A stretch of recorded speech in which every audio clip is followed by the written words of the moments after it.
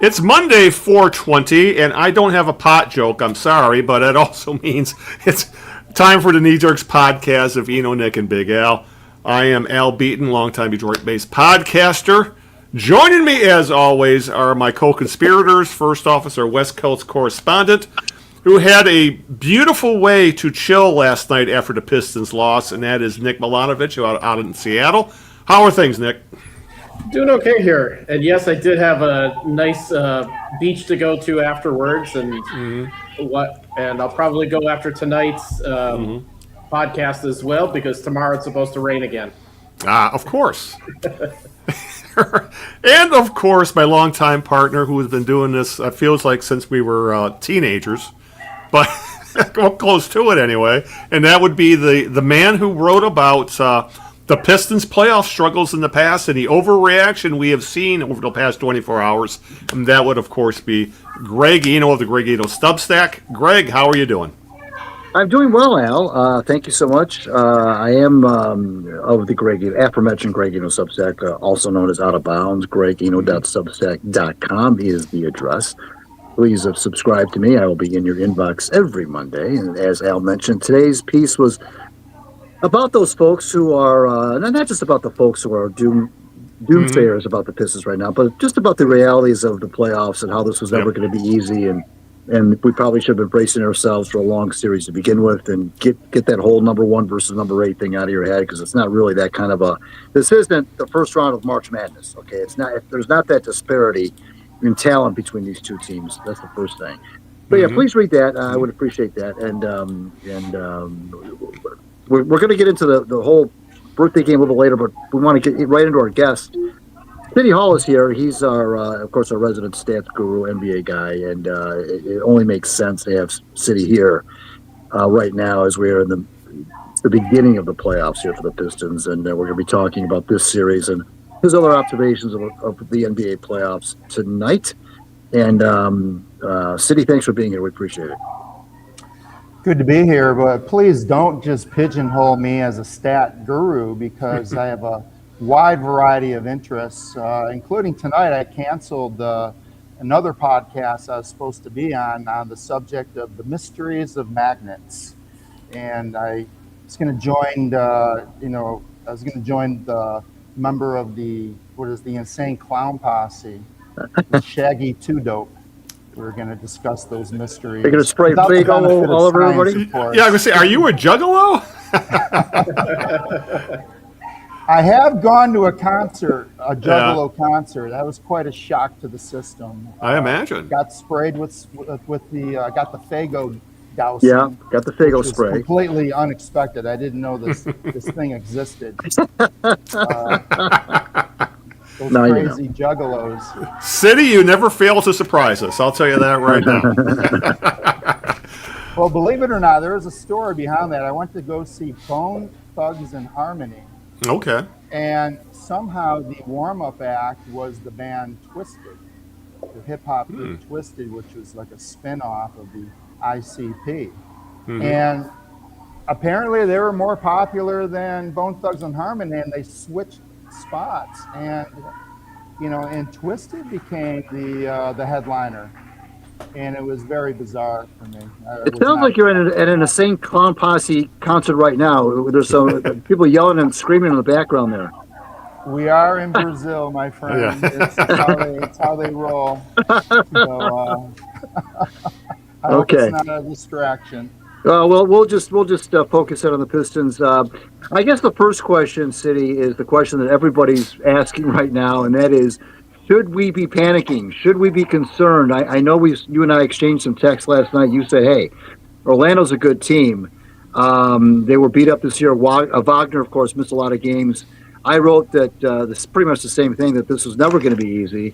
But be that as it may, should the Pistons fans be worried about this, or is this just one of those things that happen? Yeah, I think they should be worried. Orlando, their starting five is, it matches up to just about any starting five in the league. Right. And for the last 2 years, they've been unable to get their best five on the floor. And the fear is that maybe it's coming together at the wrong moment. Right. You know, for, for Piston fans, Right. they last, let's go back in time and think about this from an Orlando perspective.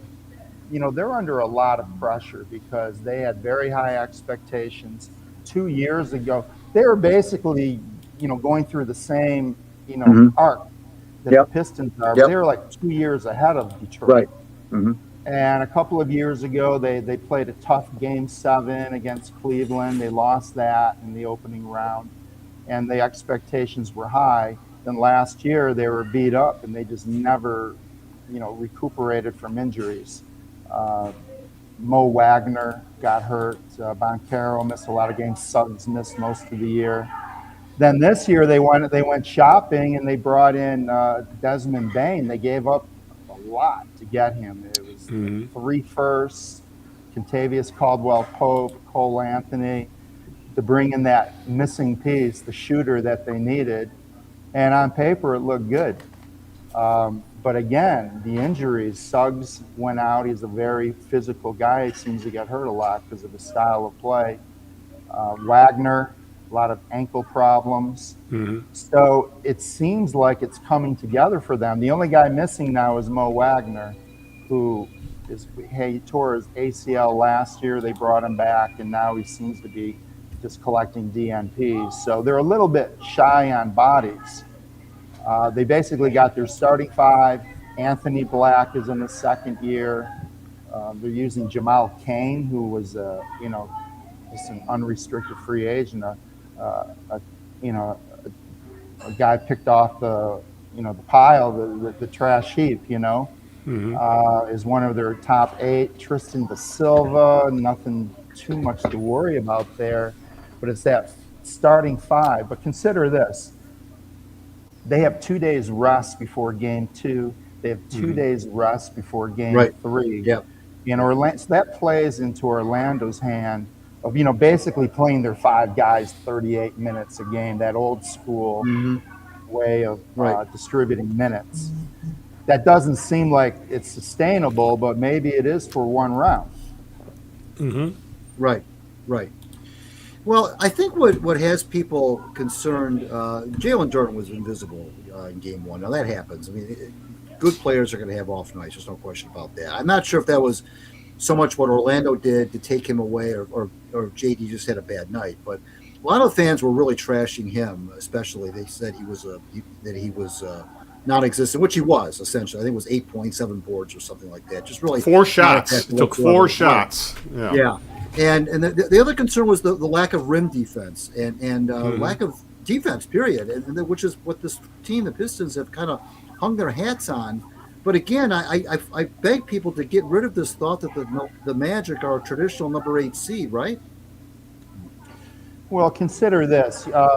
Just based on the numbers last night, Orlando's offensive performance fell in the average range, probably just a little bit below average.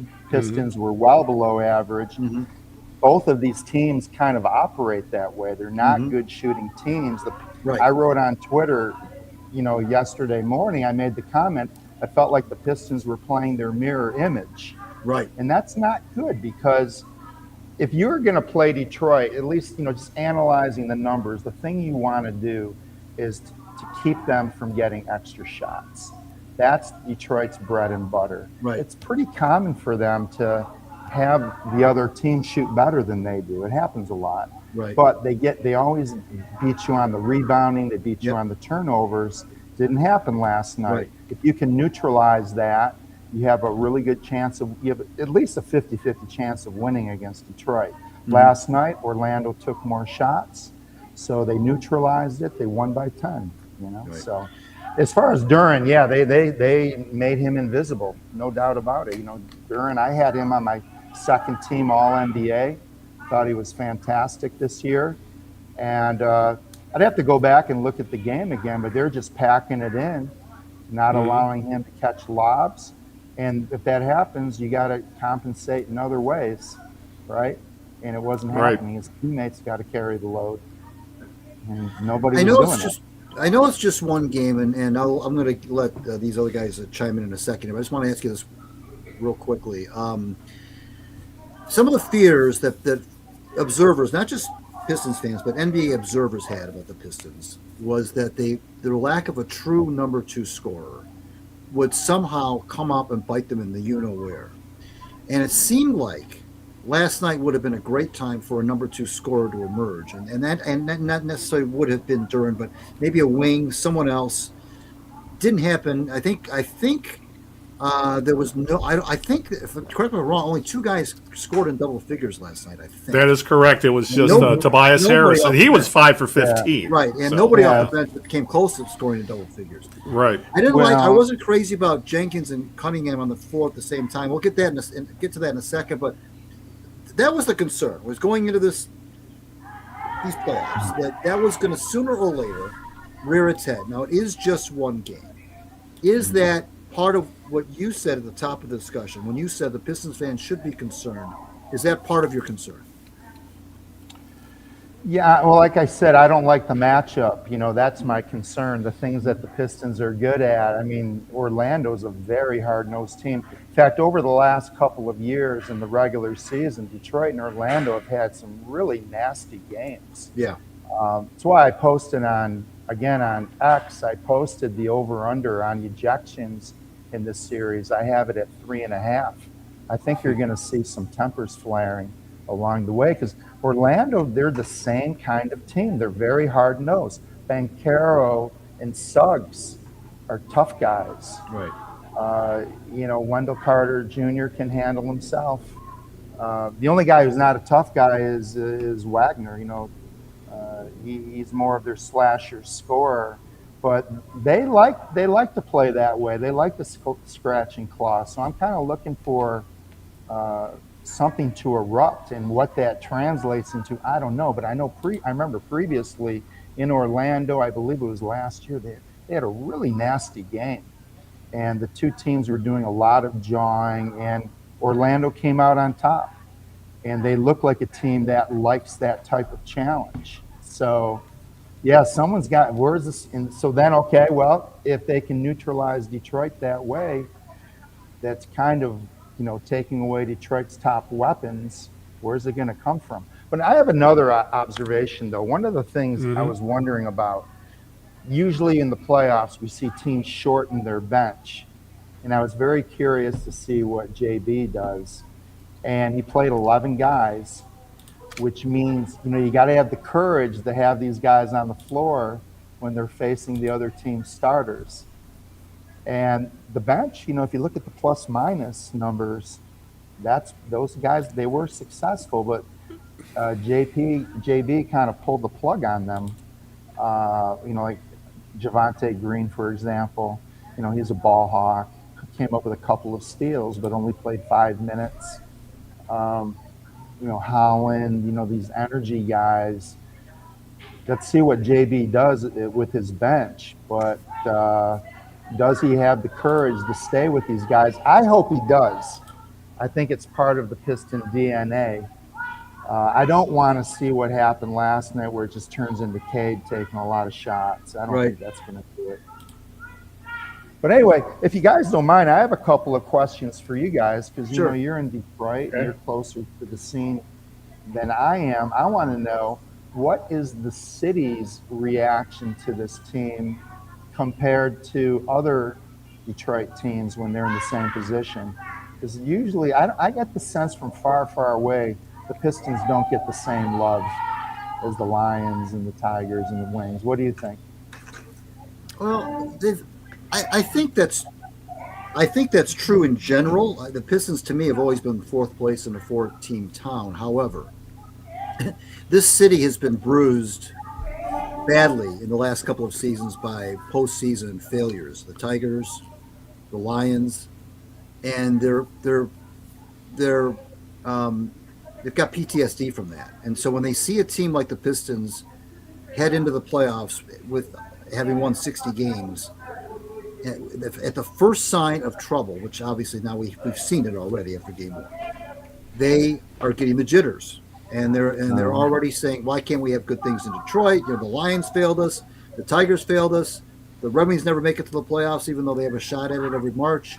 And now, don't tell me the Pistons are going to do the same thing to us. That's partly why I think they're overreacting. I'll let Nick and Al answer, but I think that part of it is because they've really been bruised by some tough postseason heartbreak the last couple of years in this town. Yeah, I would add that we also have. It's been so long since they even won a home playoff game. It's 2008, and they've only had the playoff series last year and the one 2019 when Blake put them on their shoulders and then was hurt. Right. And so we have almost two generations of fans who have never been through a long playoff series. Period. Or have been through the ups and downs of a whole playoff run. Right. And they are absolutely freaking out after one bad performance, was what Greg wrote about today.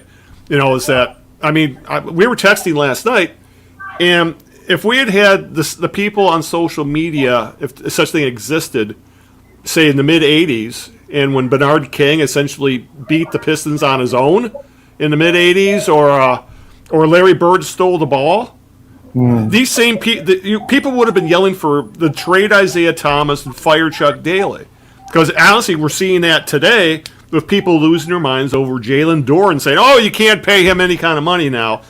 One game, and that is the frustrating part. Is just that, as Greg has said, it's a complete overreaction, and what is playing into it, I think, especially, is the Lions, because the Lions were a 1/2 away from making the Super Bowl, blew it. And that's as close as any team's come since. And this has really been the team that is in the best position to do it. And then they'd lay an egg last night.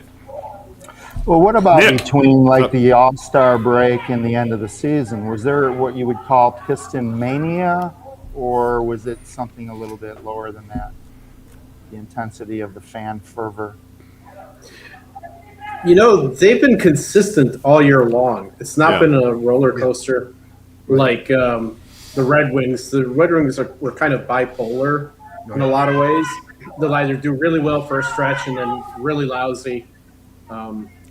Plus, I think in the case of the Red Wings, fans have been starving for them to get back to the playoffs. It's been 10 years for them now.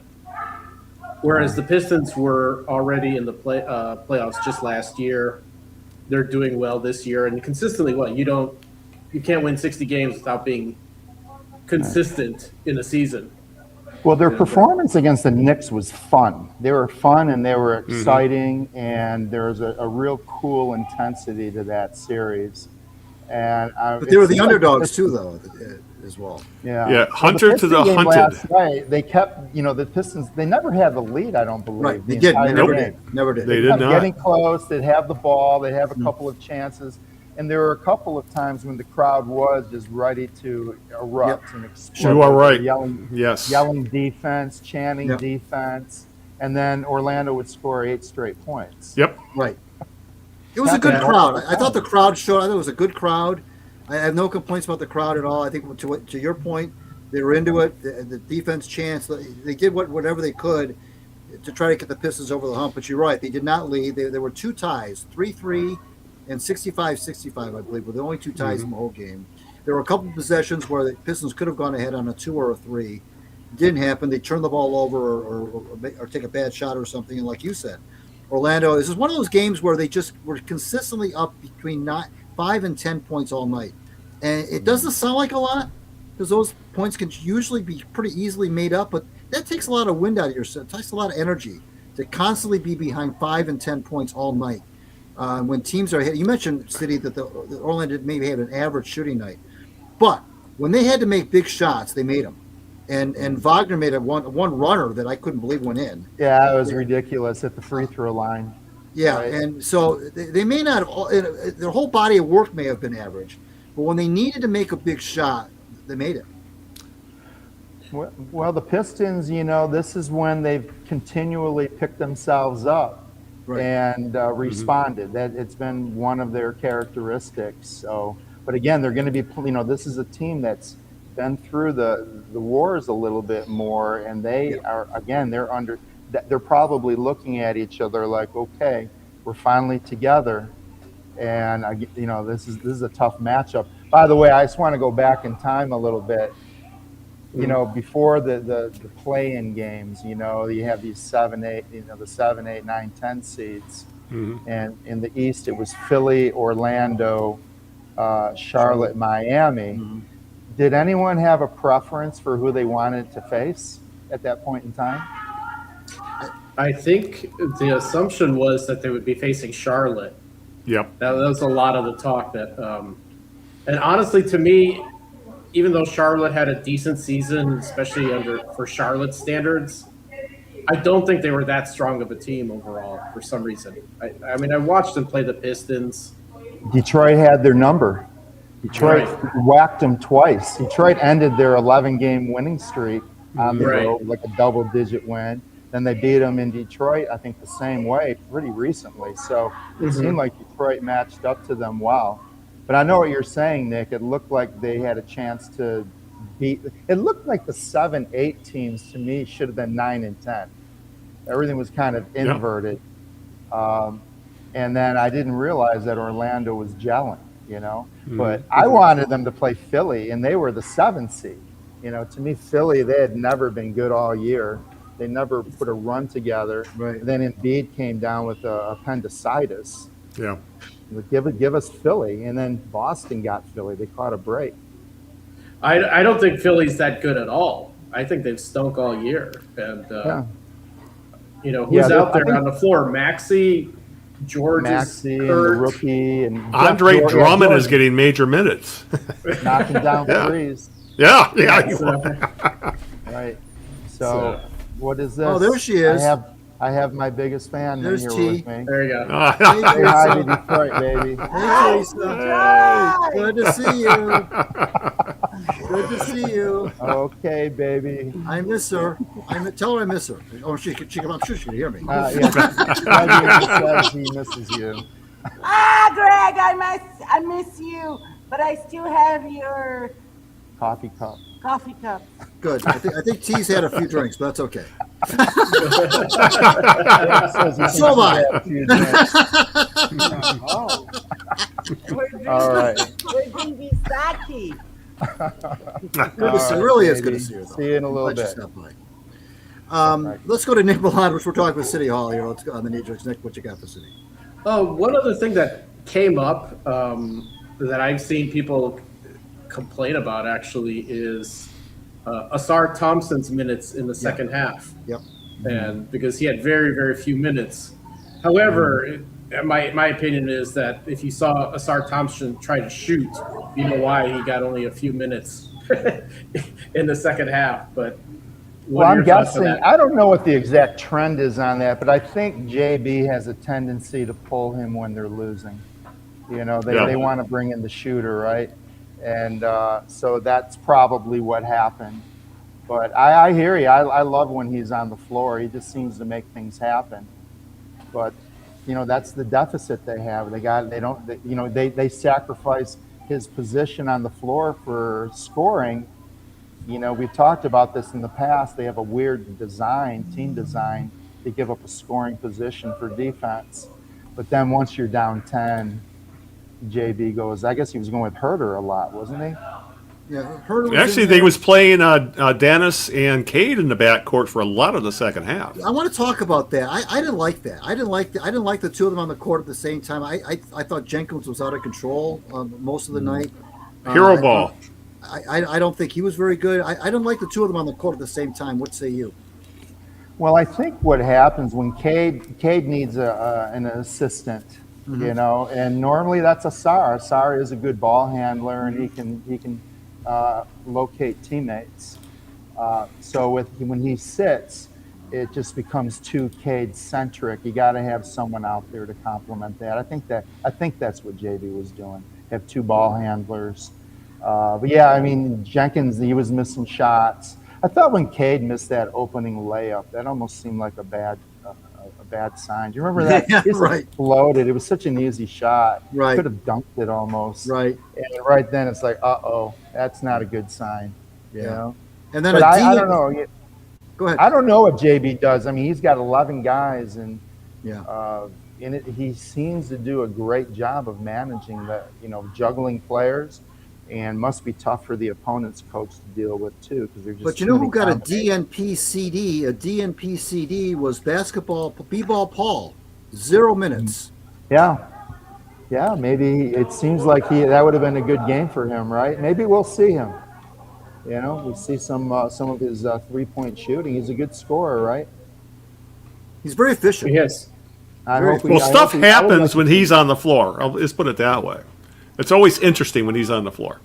I'm actually surprised they don't bring him in on some of those games where everybody else is sort of basically laying an egg, like this game. Like you don't have any scoring other than Cade and one other guy, and it seems like that would be the game. He's the kind of guy you put him in there, you fire up the rest of the team because Right. I mean he's always on like full Him or energy. Marcus Sasser. Hey, put him and Sasser out there, see if they can generate some offense. Right? And every time I look at Paul Reed's line, he's like shooting 7 for 11 or 8 for 10, or I think the last game of the season was 11 for 11 or something like that. I've never seen anything like it. A third string center who basically doesn't play, and then you throw him. Like his last game, I don't think he missed a shot. Right, Yeah. he was 11 for 11. It was insane. And he's had a few of those. Right. So, And he sure I hell don't couldn't have know. been any worse than Duren yesterday. That's for damn sure. I would not have bothered me if they would have just sat Duren for a while. And think what you're doing, because he was lost out there, as Greg said, especially on defense. No, the backdoor cuts and stuff going on behind him. He looked lost in the paint. I remember in the 1990 playoffs, and I can't remember which round it was. I'm not sure if it was in the finals or not. I can't remember. Anyway, Bill Laimbeer was having a hard. It wasn't the finals, but it was in 1990. Bill Laimbeer was having a rough game, and Chuck put in William Bedford, which was a complete message to Laimbeer. And he brought in Willie B for about 5 or 6 minutes. And when Laimbeer came back in the game, he was a whole different player. And there was no question that when he brought in Bedford, that there was a message being sent to Bill Laimbeer. Sometimes you can do that. You can send messages to guys by putting other people in. Right. So, yeah, I don't know what's going to. Again, JB, he's got a difficult job, because he doesn't have an obvious 5 cards to play. Sometimes that makes your life easier, having fewer options, right? Right.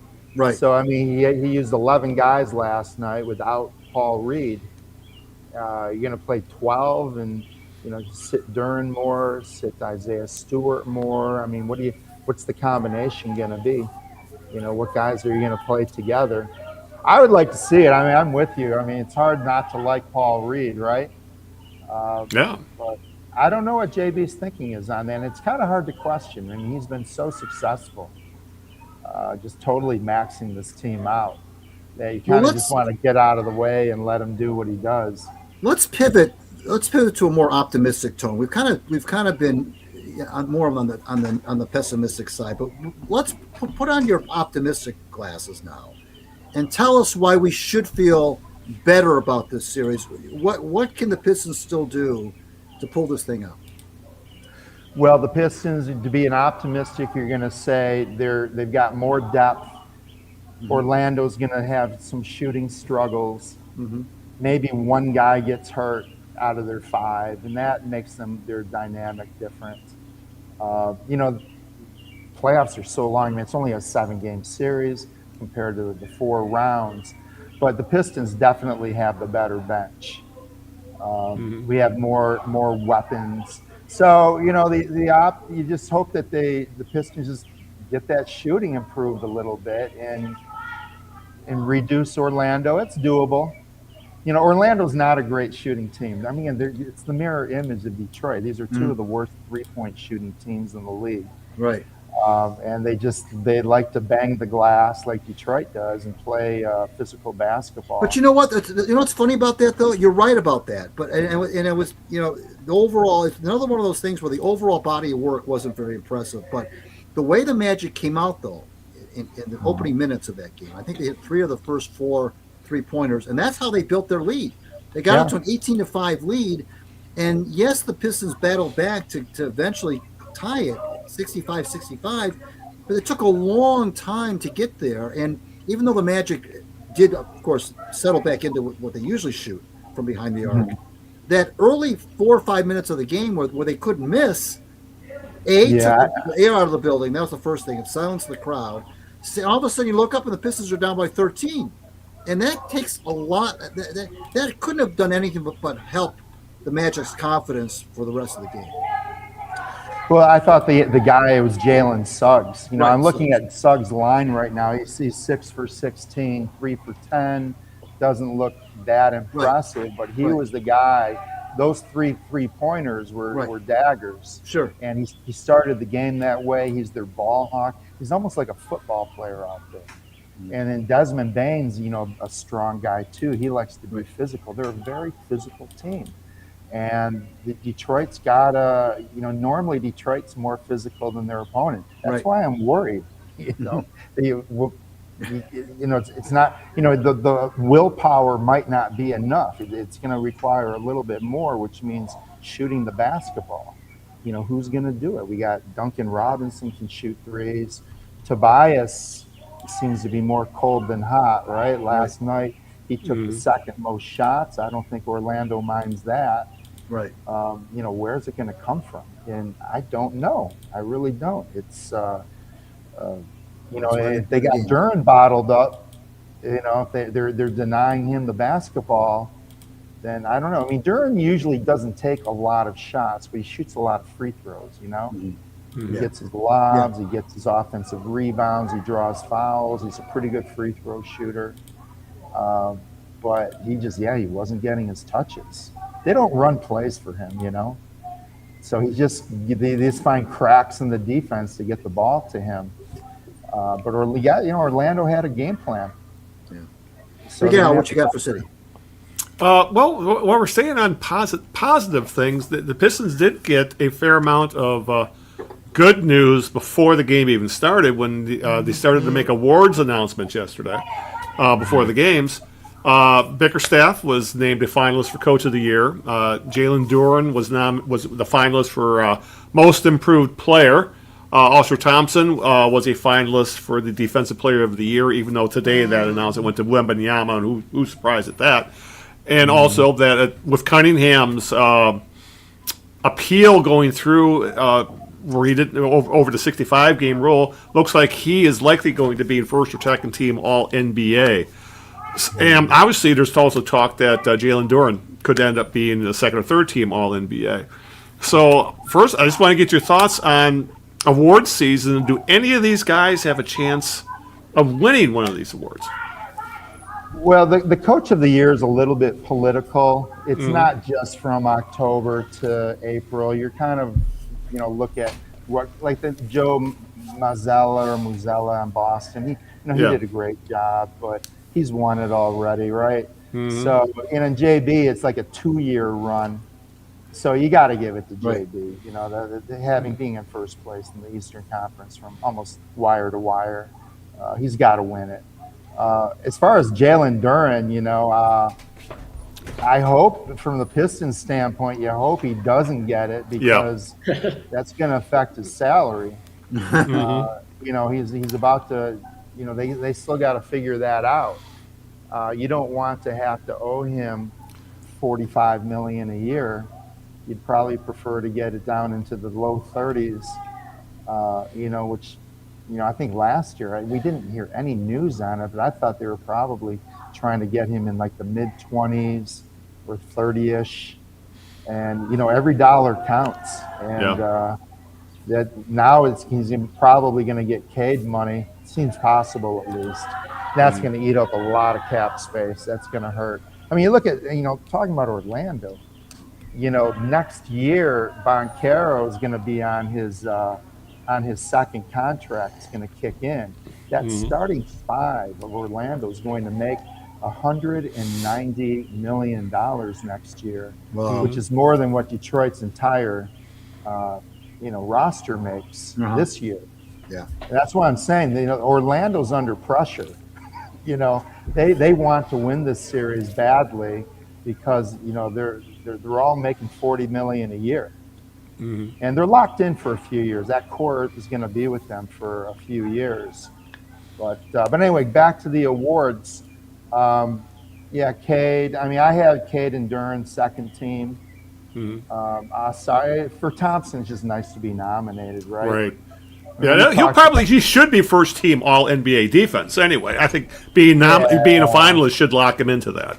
That's why it's tough to see him not playing, like Nick was saying. Yeah, I know. Yeah. When he's on the floor, Yeah. things just seem to happen. Right. We get a lot of like steals between the free throw lines, and the ball goes the other way, and they're getting.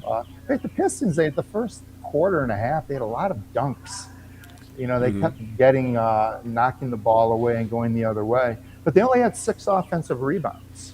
They just weren't getting extra shots, just shooting the ball poorly and not getting rebounds. Right. That was. By the way, if we can just change subjects for a second. Yeah. This year's playoffs, the main story is in the West. It's going to be Oklahoma City, San Antonio, right? And maybe Denver. Denver probably will play San Antonio in round 2 versus 3, and then the winner plays Oklahoma City. And I don't know if you remember this, but the NBA Cup back in January was between Oklahoma City and San Antonio, I think. No, it was the Knicks. The Knicks won it. Is it the Knicks? Yeah. Okay. So it must have been the game before in the semifinals. Okay. I think San Antonio played Oklahoma City, and I remember thinking to myself, "This is the beginning of the rivalry. This is the first big game between these two, probably the two most dominant franchises in the upcoming window of time, whatever that is, 4 or 5 years." And remember Oklahoma City was like 24-1, and then the Spurs beat them about 3 times in 8 days. And they're probably gonna run into each other. I hope they do, and that's going to be kind of crazy. So whatever we want to say about the NBA or the complaints, this kind of matchup is what it's all about. The only sad thing is that it's not going to be the finals. It's impossible, right? Right. Yeah. The way it's set up. Yeah. But that's the story of the playoffs in my mind. And then with the Pistons, we got this tough road. We got the bad draw with Orlando instead of Philly. And in the second round, what I had asked for previously, Cleveland. The Pistons have a very tough path for a 1 seed. Right. Orlando, Cleveland, and then probably Boston if they want to reach the finals, and then Oklahoma City or San Antonio. Good luck with that.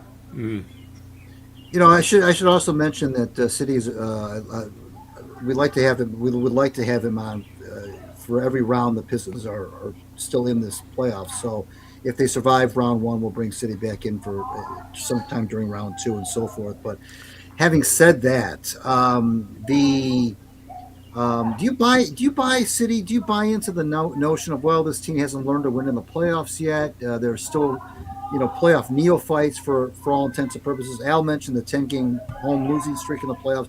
Do you buy any of that, or is that just all a bunch of outside noise that the media and the fans create?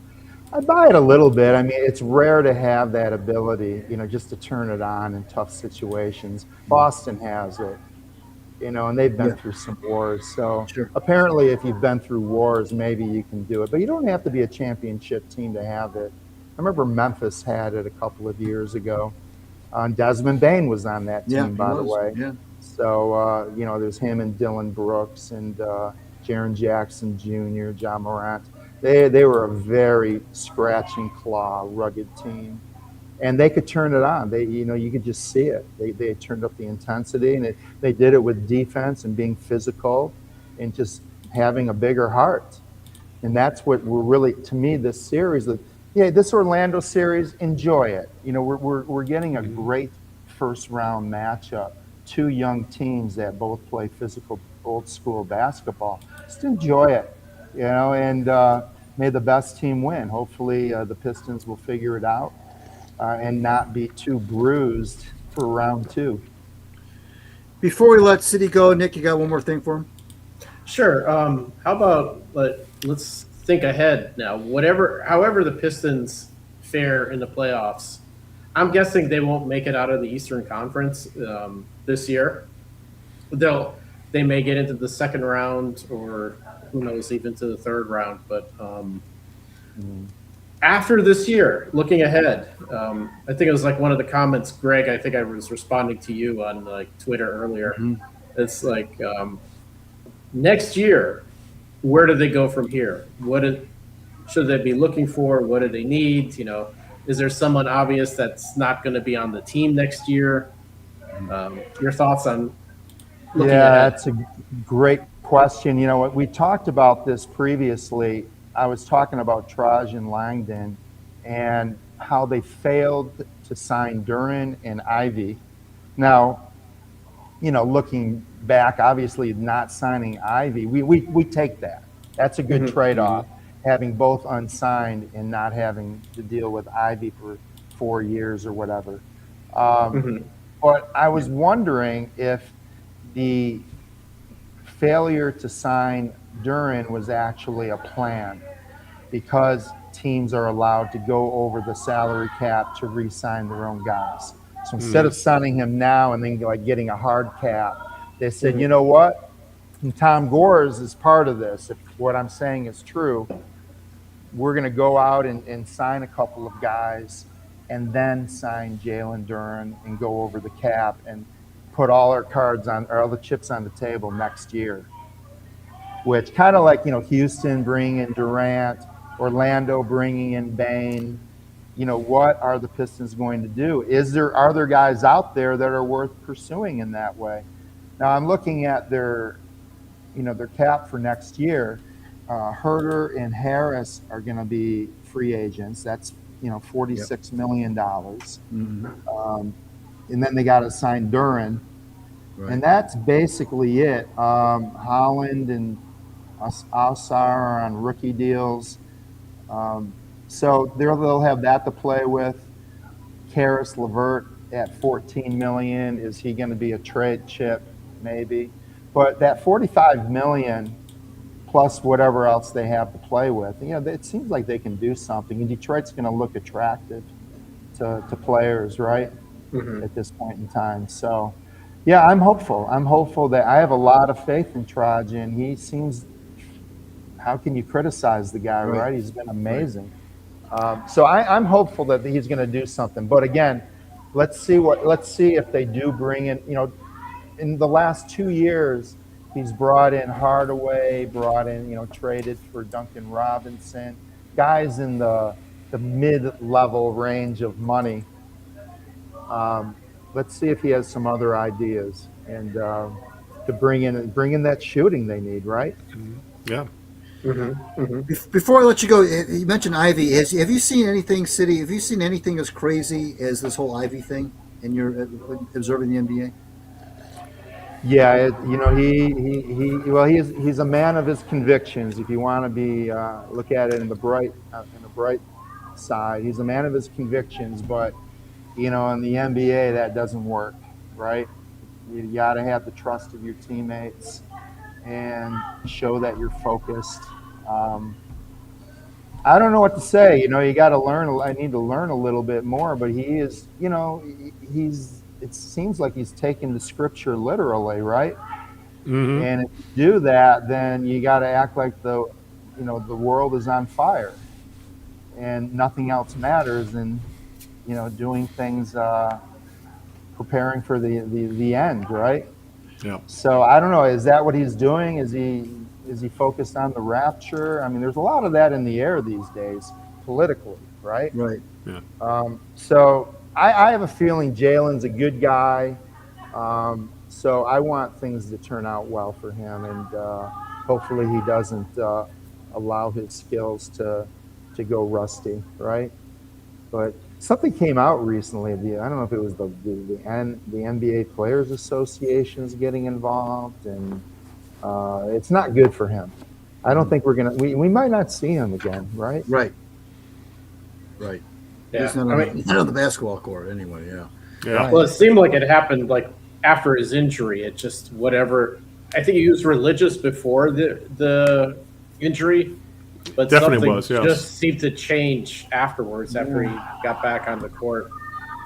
Well, I remember reading a story many years ago, back in the 90s, in the New York Knicks. I remember when Charlie Ward was there and some of the other young players some reporter managed to get behind the doors with them and reported about how they sat around reading the Bible and discussing scripture in rather a very conservative manner.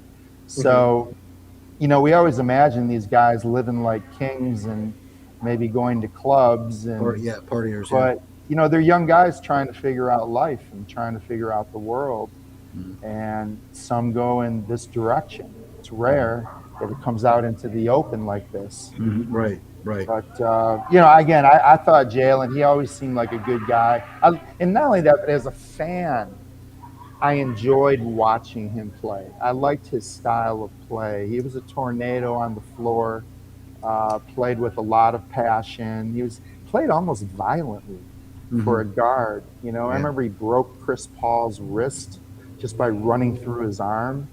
But he was an interesting player to watch. So I'm sad to see that not being utilized. Yeah. Well, Siddy Hall, thanks again. We'll bring you back either in one of two scenarios, either for round 2, or dare we say it, a postmortem of this season, and we'll look ahead to next season. The draft when we have Minnesota. We hope it's not that. We hope it's not that. We hope it's to talk about like I said, let's just enjoy it, and hopefully it'll be a bruise. It's going to be a bruising series, and hopefully they'll come out of it ahead. Right. Yeah. Yep. Okay, my friend. Thanks for being here, and we'll talk soon. All right. Thanks for having me. Take care. Thanks, Siddy. All right, Siddy Hall. Struck kind of a more pessimistic tone, although he's definitely not cashing in the chips quite yet. Yep. I think that there is some optimism. He talked about the bench, which I agree. I think if there is a glasses half full aspect to this, it is the bench. I think the Pistons are indeed deeper. But he made a good point, by the way, which a lot of people don't talk about, which is the 2 days off between games 1 and 2, and the 2 days off between games 2 and 3. Those people aren't going to talk a lot about that, but he's right. When you're leaning on your starters that often, kind of like what Thibs did last year with the Knicks, though that extra day of not playing, any day you're not playing in the NBA playoffs is great. Whether you choose to use it for practice or just simply for rest, coaches love having that extra day to prepare. And in this case, it might be, to Siddy's point, it might be just utilized for rest and to keep these guys fresh, because he's right. The Pistons bench is way better, at least on paper, than the Magic's bench. But it doesn't matter necessarily if the Magic can roll these guys out there for, like he said, 35 to 40 minutes a night anyway. Yeah, which would make sense. Maybe the Pistons do need to cut the bench down. Yeah, and play. But the problem is they need the guys who are going to get those close 38 minutes need to play. But Duren, essentially, right? They need that guy to be his 20 and 10 guy, because he was 8 and 7 yesterday. Yeah. 12 points behind, under his average. What did they lose by? 11. And 11 like or 12. Said, only 4 shots. Yeah, that was 4 shots stunning. exactly. Stunning. Yeah. Yes. You could look at it a couple other ways too, though. The Magic, number 1, were playing last week, whereas the Pistons were off for a week, and then their last game of the season was against Indiana. And of course, it's the last game of the season. It's like, I don't know how much everybody was going full tilt on those. Right. In addition, you could argue that maybe the Pistons throw the whole bench at the Magic and just wear them down. You could do that. Yeah. So, but that would mean the bench would have to be performing. Right. Which they did not last night. Right. The problem the Pistons had yesterday, their shooting was cold. The guys that were brought in to be shooters, which I'm putting in, I'm including Robinson and Herter, they were cold. Robinson, there's a lot of games where he's just flat out cold, and he's not a good defensive player to begin with. So he had 3 fouls in the first half, which played into it, why he ended up having to be pulled. Exactly. So, you he's not mentioned going to get into Al, a rhythm. You touched on something too. We didn't get a chance to talk with Siddy about in the foul situation. Jalen Suggs was in foul trouble the whole game. Yeah, and he was still able to be effective. He did eventually foul out, but he fouled out when it didn't matter anymore. When the game had been decided, and Bain was in foul trouble as well. Was it Bain that fouled out? I think Bain Suggs fouled out. Suggs fouled out. Okay. Yeah. And Bain was close to fouling out, I think. Both those guys were in foul trouble all night long, and they still managed to be effective. Yeah, Suggs fouled out, and Bain had 5 fouls. Yeah. Okay. Yeah. But when Suggs fouled out, the game was already decided. It didn't. Yeah, exactly. Yeah. You know, it's going to be interesting to see what Bickerstaff does strategy-wise, though, Right. with a couple days to actually, okay, this is what happened. Let's not let that happen again, Right. and figure something out to maybe get a couple of these guys involved and confident early in the game. And that's the other thing that bothered me about the game is even Cade Cunningham in the first quarter looked a lot like the Cunningham we saw last year. Sloppy with the ball. There were some turnovers, and as I know, Siddy said that he missed a couple easy bunnies, and it kind of cascaded from there. And he didn't really turn up the wick until the second half when they couldn't stop him. But that whole first half really put the Pistons behind the 8 ball. They cannot let that happen again. Well, you know what's been the common thread to all these home losses recently in the playoffs? It happened in the Knicks series in all 3 games in Detroit last year. Yeah. And happened again last night. Slow starts. Yeah. Slow starts. They started way better on the road against the Knicks. Yep. But at home against the Knicks last year, in all 3 of those games, they were slow starters. And the same thing happened last night. Slow start. I look up, it's 18-5. Yeah. 18-5. Takes the crowd right out of it. Sure, You know, it's of just because I see people bitching about the crowd. It's like they need something to cheer about. thought And the as crowd was as good. we mentioned during when City, they were this close Right. to exploding, but they could not get the lead. It was one of those games where you felt as bad as it was going, you still felt like if the Pistons could just get a lead, they'd Yeah. be okay. They'd Yep, be okay. exactly. But they just never could do it. Did it seem to you guys like yesterday in the first half? Number one, the Pistons were sloppy. Yeah, Number Yes. 2, it was a lot of running back and forth. This was a very fast pace of the game, and Yeah. it felt Sloppy, like the Pistons- fast paced, and a little chaotic. That's right, and it Yeah. seemed to me like the Pistons were too stuck on shooting threes earlier on. I'm like, you guys suck at shooting threes. Yeah, Why but are when you you're down doing this? 18-5, though, when you're down 18-5, you got to get back in the game. But going to your worst thing, Yeah, well, I mean, they're terrible. So I mean, you saw how bad they were at shooting threes and like how cold a lot of those guys were. Yeah, because So- actually, Cade was their best shooter from 3, and he's not normally their best shooter from 3 when things are going well. So No, he's only like a 33% free throw. yeah, he was Well, 38% yesterday. So Yeah. but yeah, the guys they need to hit threes weren't hitting threes. You know, that'd be Jenkins, Robinson, Herter, you know, even Tobias. Tobias is like 1 of 8 or something from 3. So yeah, we saw that with last year with Beasley. Beasley went Yeah. cold at the wrong time. He sure did. And Yeah. What are you going to do? It happens. So, yeah. All right. Well, I think Greg, it's a good time to play your birthday game. I'm sure you've been bursting at the seams to. Right. Well, let's play indeed. Indeed, let's play a game we like to call "Whose Birthday Is It, Maestro?" Everybody knows how we play this game by now. I give Al and Nick a clue or 2 or 3 of an individual whose birthday it is today in the world of sports, and if one of those 2 gentlemen can correctly guess this person within the first 2 clues, he will receive a highlight reel of all the great plays that Art Schlichter made as quarterback for the Detroit Drive. I want to see a highlight reel of his bets. Isn't he still in prison, by the way? He might be. I don't know. I think he might be, yeah. He's been in and out of prison. He might Yeah. be back in. I don't know. Talk about what a story. He Waste. Anyway. Yes. Yeah. There's an Ohio State jab in there somewhere. Yeah. Well, there it is. This person made his name in the world of basketball. I picked a basketball person specifically because we're talking basketball tonight. He was born in this state in 1971. He's 55 years old today. I can't believe he's 55, but he is. He's a former Piston, but he made most of his hay playing in Manhattan. I'll leave it there. Allen Houston? Yeah, very good. We Very, both very got good. it almost Yeah. simultaneously. Yes, Allen Houston, who was a very good player, by the way. Yep. Very good player. Hall of Very Wasn't good. he the Pistons 3-point shooting He was record everybody's holder until three-point- Beasley, I believe? Yeah, he was good. No, he shot Yeah. 40. I looked it up. He shot 43% for the Pistons from 3-point land his last year in Detroit, Yeah. which is phenomenal. But you're right. He was a 3-point guy. He played on the '99 team that went to the finals against Houston for the Knicks, or not? Maybe it was not Houston. Not Houston. San Antonio in '99, and he won a gold medal. He was in the 2000 Summer Olympics. He was a good player. He was a good, nice career. 13 years. He works for the Knicks now in the front office. But Allen Houston from Tennessee played 4 years in Tennessee. By the way, he was a 4-year guy. Yeah. And he was picked in the first round by the Pistons the same year they picked Lindsey Hunter out of Jackson State. Yeah. Hell of a draft. It was a good draft. Yeah. That draft was in Detroit. I went to that draft. They held that at the Palace. But anyway, yeah, Allen Houston, 55 years old today. So happy birthday, Allen! And both of you guys will get a copy of the highlight reel of Art Sleekster playing All right. Detroit Drive.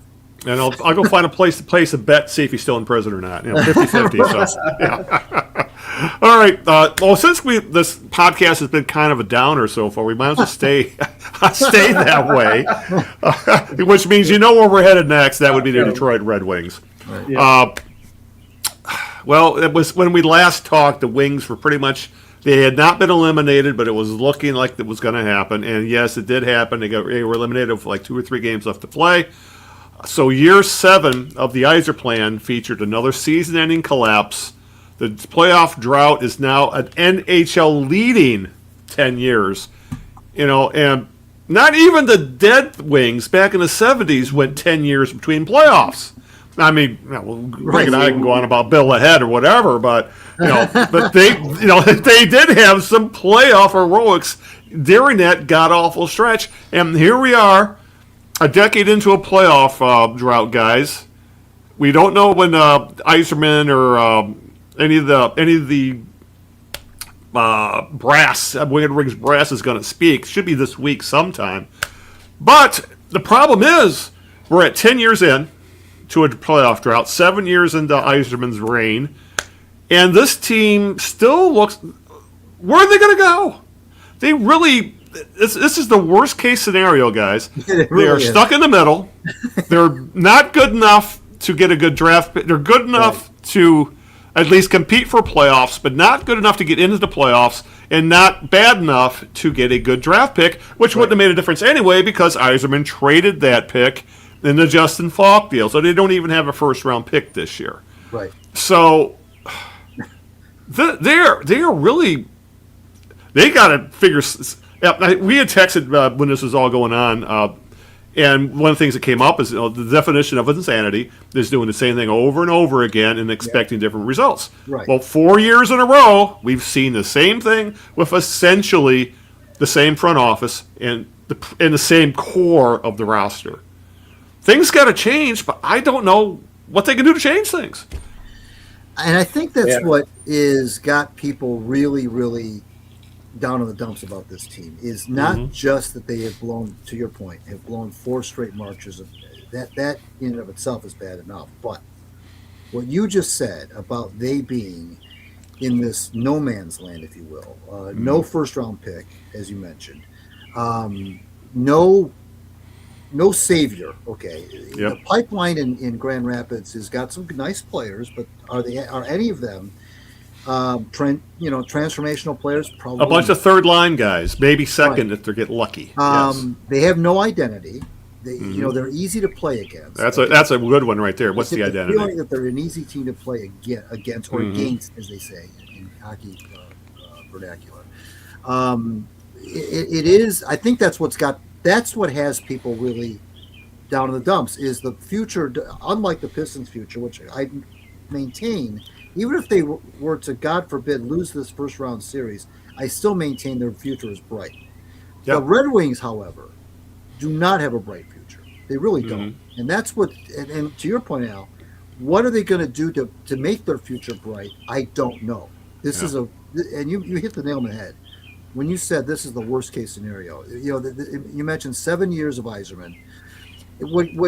What's really kind of disheartening is I don't know that they're all that much better off now than they were 7 years ago, because they were wandering around kind of in irrelevance before he got here, of course, as you know, and they're still irrelevant. And I've even heard, I saw Keith Gale. Nick, I'm not sure if he saw this.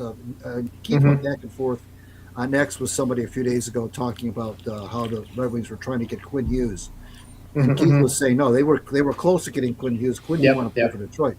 And one of the things that Keith said, and other people have said, which makes me sad as well, is that Detroit is no longer a destination for good players in the NHL. The varnish of the winged wheel crest, the aura of the mystique of the organization is gone, and it's just another place now. It may as well be San Jose.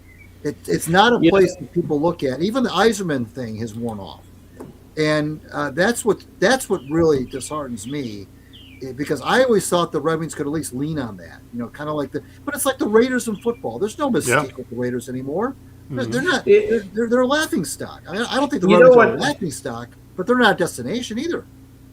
I'm going to take a little slightly different turn on that. Like, I don't think about that whole mystique thing. I don't necessarily buy that. Okay. There's a mystique if you're watching, the Raiders mystique is watching NFL films and you're like a history buff of football. Okay. That's where the mystique is from, like, it's now 50 years old. That's no, I'm saying it's gone. Old. Right. It's gone. It's right. Like, it's like the Dallas Cowboys, right. Right. Too. Like, that's gone. Tell that to the national media. Yeah, right, exactly. I mean, it is a media thing, right? It is an artificial thing created by the media. Yeah. And the Red Wings was a destination spot because they were fucking winning. Right. Yeah. They were winning Stanley Cups. They were going deep into the playoffs. Yeah. Why wouldn't you want to join that? Right. Why wouldn't Brett Hull want to join the Red Wings in 2002? There's like the third line centers in the Hall of Fame. Right. So, right. And now, Rasmussen scores a goal. It's because there was an empty net. That's pretty sad, right? And that happened a long time ago. That happened. I remember Holland trying to get a couple guys, sign a couple free agents back in like 2009, 2010, somewhere in that range. And the two players ended up going to Minnesota, of all places, to play for the Wild. I forget their names. Yeah, it was huge money deals. Huge money. Huge. And I think Detroit even gave more money for that. It was Zach Parise and the defenseman. Yeah, you're right. I forgot who the other one is, but yeah, they were Suter or somebody like that. I don't know. Yeah, I think it was a Suitor. I think it was one of the Suitors. That sounds right. Yeah, so they were kind of losing that shine back then, and I don't know if that was a Mike Babcock thing. That they kind of. To be fair though, I think they dodged a bullet with those guys. Neither of them were. For sure, but not at the time that they were hunting. No, after right? Those No, free agents. I agree. And so they've kind of lost that a while ago, and now it's just kind of a gloomy team to watch and to probably play for, to be honest. And who are they attracting as free agents? They're attracting older guys that haven't done that well. They were third, fourth line guys on their other teams too. Who's the guy they got from Ottawa? Not Perron, but I thought they got I think Appleton. If you look at his stats, he was not. Oh, he was impressive. awful. Yeah, right. And why would I be excited about Appleton all of a sudden? And they have a bunch of those guys that they just kind of use. They're like spackle, you just fill in a hole somewhere because you need to fill in a hole. So, I don't know. Yeah, and one of the other issues is that the farm system is highly ranked, but it's skewed by two goalies, Kosa and Augustine. And after that, as Greg said, it's a bunch of third line centers and wingers, a bunch of grind line types. For whatever reason in the draft, this team does not take home run swings. They're looking for singles and doubles in the first round, and that's when you should be taking home run swings at guys. And that's how you find an impact guy, at least a little lower in the draft. I mean, people bitch about Larkin, but he was I think the 18th pick in that first round. You would take his production from that low in the first round every damn time. Yet we see the Wings taking goalies. They're taking as they like to say, 200-foot players. Yeah, 200-foot players are great when they're on the third and fourth line, not when we're on the first and second line. Right. And it's really looking, and even Kosa, He's not going to be the playoff goalie with the Griffins.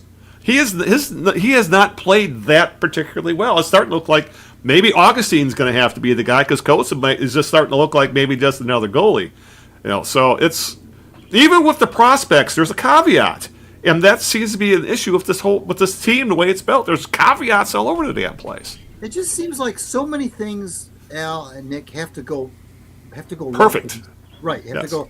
So many things have to fall into place for them to even have a shot at bringing this franchise back to where it was. And it's not, you can say what you will about the Tigers, but you can look at McGonigal. Look at Kevin McGonigal. My God. And this kid is the real deal. I'm sorry. He's the real deal. And, I was kind of, I have to admit, I'm going to eat a little crow here.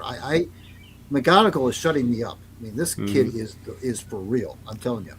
But there's nobody in the Red Wings organization that gets you excited. There's no one there's nobody you can point to and say, boy, I can't wait at least with the Tigers, they kept pointing to McGonigal since 24. Oh, wait till you see this McGonigal kid. And he was rated really high by Baseball Prospectus and all those Baseball America and all those, and that's great. But you still want to see it. I want to see him play in the big leagues. I've seen this kid play for 3 weeks. I am very impressed. He got 2 more hits today. Every time I look, he's getting 2 hits. Yeah. So there's nobody on the Red Wings in the pipeline where you can say, God, you're rubbing your hands together. Boy, I can't wait till he gets called up. And even Kosa, to your point. Yeah. And when that guy, by the way, is the goalie, because it was the goalie for a while. It was Kosa for a while. If the guy that you're rubbing your mitts about is the goalie, that's not good. Exactly. And what you going to say, Nick? So, for every McGonigal, you have about 8 to 10 Torkelsons. Right. So. Yeah.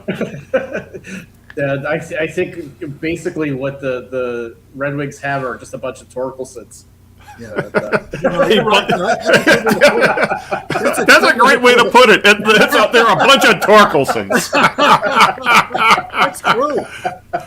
Is that what you see when you see a huddle of Red Wings? It's a huddle of Torkelsons.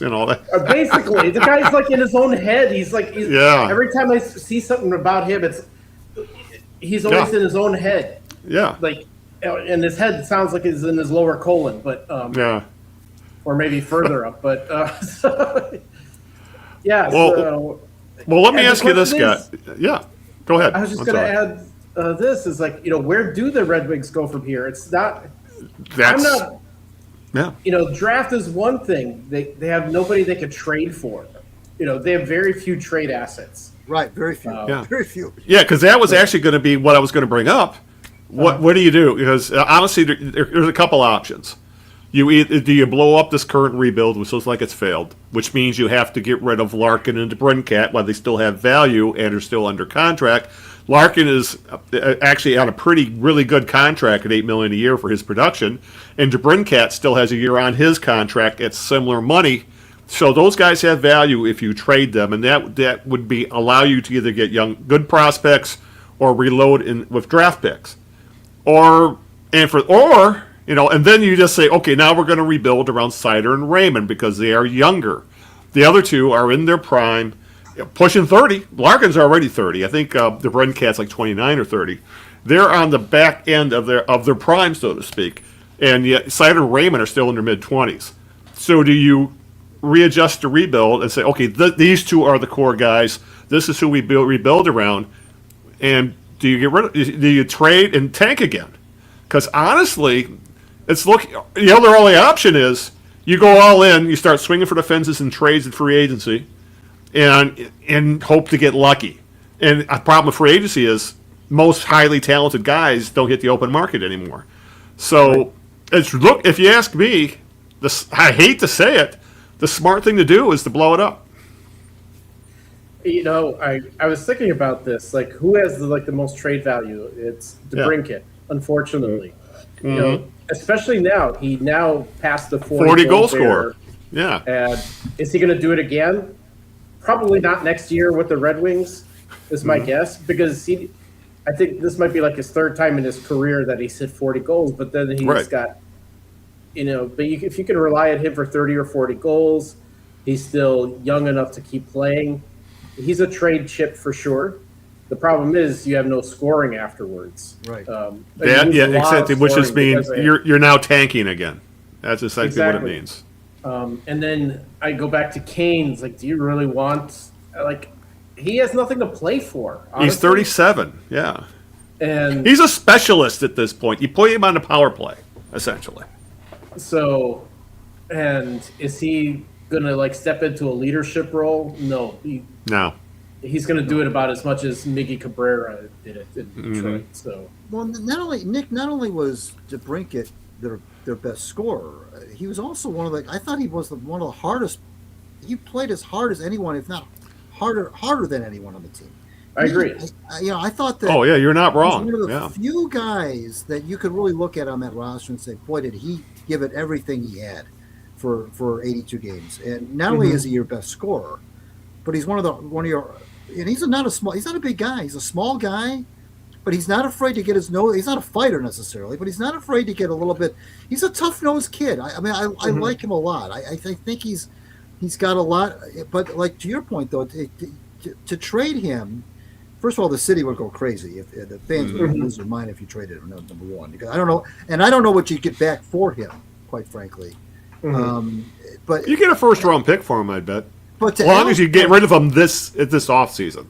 But to Al's point, the blowing up thing, it's my knee-jerk reaction says no. But then I'm thinking to myself, well, what else are you going to do? Would blowing it up at this point be any more painful than what they're headed for if they don't blow? Yeah. You're just putting off blowing up essentially another couple of years down the line. Yeah. Honestly, we talk about blowing up. It's like if you blow it up, are you going back to? You basically got what you started with because there's nothing there almost, right? Yeah. I don't think they're going to get rid of Raymond and Sider. Sider, no, you can't get rid of those two. You're right.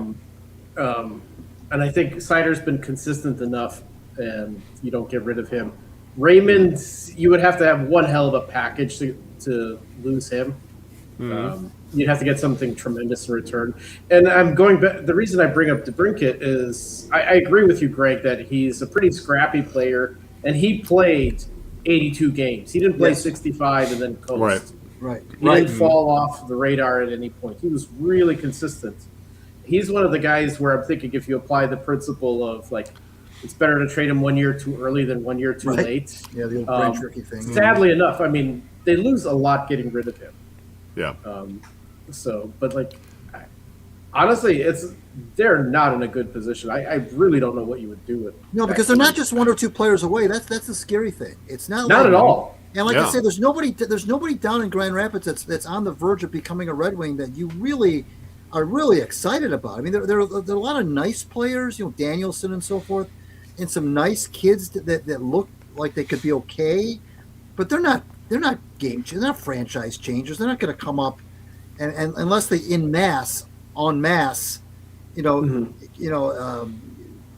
combined are some sort of machine. But again, so many things have to go right with this club that I just don't see it happening. And the other thing to bring up is if you do decide to blow it up, do you really want to have the same front office that failed the first time try it again? Right. No. Yeah. There's a it makes me. It's one of the reasons I'm thinking it might be a little bit before we finally see the GM head coach press conference to end the season, because they got a lot of shit to figure out. Because obviously Irishman's not going anywhere, and neither is McClellan, So at least I don't think so. So, but I think pretty much everybody else in that organization should be open game. Honestly, Irishman should be open game as well, but we know what's going to happen there. He's not getting fired. You know what? We were talking about how mystiques kind of wear off and so forth, how the shine kind of wears off. If you look at the Lightning, for as much as we were giving props to Yzerman for building up the Lightning from when he took them over, they were one of the worst teams in the league. Right. However, have you noticed that in the 7 years since he's been gone, have they lost a step? Barely. They've actually gotten better. They've actually gotten a lot better, to be honest. Have they lost anything since he left? No, not really. It's been 7 years now.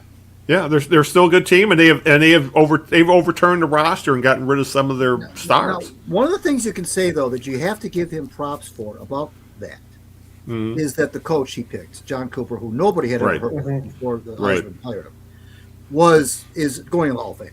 So he picked a Hall of Fame coach, and that's still his legacy there, is he's the guy who hired John Cooper. And not only did he hire John Cooper, but he fired a pretty popular guy who done okay in the middle of the season to hire John Cooper. Yeah. So you got to give him that credit, because that is his legacy. But his legacy is no longer, this is Steve Yzerman's team. You can't say that anymore. It's been 7 years. Yeah. And I got to say, I have not been overly impressed with his coaching hires here in Detroit. No. I mean, McClellan's a retread. Right. Now, see, he is what he is. And Lalonde, that was just that was a mistake from the get-go from the way things turned out. Well, he kept Blashill a little too long. Yeah, and he should have cleaned him out when he took over. He really should have. Yeah. I agree with you there. That's true. All those. Yeah. So do you let this front office hire a fourth coach, have a second rebuild? Right. It's like no other GM in town would get that kind of leeway in any city, other than Steve Yzerman, and it's ridiculous. And I still can't believe there is a significant portion of the fan base who are still buying into it after 7 years. Hey, don't underestimate William Clay Ford and his what do you call it? His decisions to keep his Russ good old Thomas, boys club he had, yeah. or renewing Matt Millen's contract. Yeah. That's a sophisticated shit. Yeah. So, but we don't have that anymore. I would. Yeah. Since he's But gone, you would. But something's got to change. Something's got to change, but I don't know what it is. But they cannot continue in the direction they're going with the same front office and same core roster. Something's got to change because this. We keep saying it over and over again. They're at a point where they've plateaued, and that plateau is out of the play as a bubble team finishing out of the playoffs. They cannot get over the hump. You know what drives me crazy about and I know that you always say this, and you're right about how Yzerman still gets all this leeway in a wide berth. Which now the talking point, there's always a different talking point every year. Yes, the Yzer bots, if you will. Yeah, the Yzer always bots, have some sort of a talking point, okay, to kind of whitewash or sane wash whatever Stevie's doing or not doing. This year's talking point, and I can't believe I'm even saying this, and Nick has seen this, is, well, they would have made the playoffs if they were in the West. Yep. That's this year's talking point. Yep. Every time I see somebody Yeah. defending Yzerman, it's, well, we would have been in the playoffs if we were in the West. Which, okay, first of all, that's not an fucking argument. cares? Like, Secondly, you can't say that because Yeah. when you play in the West, you got a lot of West Coast trips, a lot of time changes. It's a whole different ballgame when you're in Detroit playing in the West. We've seen it. You're playing in LA and San Jose and Vancouver and Seattle and Vegas and Utah and all these places that are 2 or 3 time zones away. You can't just take the Red Wings 92 points and put them over to the West as like they're transferable. We have no idea if they would get 92 points if they played in the West. Right. So but I just want to let you know, that's this year's talking point. Yeah. I have seen that. You are correct. Yeah, I have seen people bring that up. Oh, yeah. The other one that always gets me, well, they've improved almost every year. Right. Big deal. What's 2 points? They're 2 points better. I know. That's the one. Those two things really bug me. If they were in a different conference, and they're like 3 points better than the year before or whatever. Right. That's really, if you got to make excuses like that for the front office, things got to change. I mean, no other team in town would get that kind of leeway. I mean, I said this, I think, on the last podcast. People are pissed at Brad Holmes. People are pissed at Scott Harris. They have a playoff track record, So, and Trajan Langton, we're praising him to high hell. He has made some very smart decisions with that team. And Yzerman, the majority of the stuff he has done has either been horrible asset management. He's made good first-round draft picks. That's about it, because the free agency has not worked out. Trades have been, for the most part, awful. His asset management has been asinine. I am still pissed at the Jake Wallman stuff. Yeah. They paid to give him away, which another team flipped him for a first-round pick. And we'll never ever find out why. So that's the kind. I can't wait for the press conference. I know, Greg, you brought this up in one of our texting sessions about you couldn't wait for the press conference just to see what Yzerman would say and how he would defend himself. Right. And I don't know how he can defend himself right now.